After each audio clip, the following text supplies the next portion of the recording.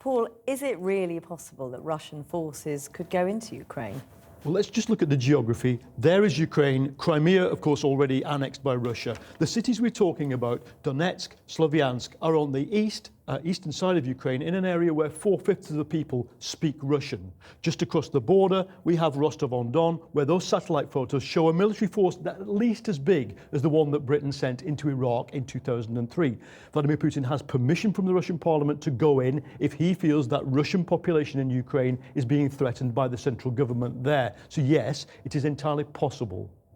What is the Ukrainian government saying? Well, the president has just made a statement saying Russia is waging war on our country, and he's promised there will be a full-scale anti-terror operation against those armed men there. Now, if that is more than rhetoric, it ups the ante, because the challenge for the Ukrainian government, fragile as it is and new as it is to deal with what are passive, relatively peaceful people who've occupied buildings with clubs and barricades in a different way to the men who've gone in with arms, balaclavas, and who, from the account you heard there, are probably trained professional soldiers. And if they get it wrong, there is every likelihood that Putin would see that as a cause for further escalation on the Russian side. Paul Mason, thanks very much for joining us.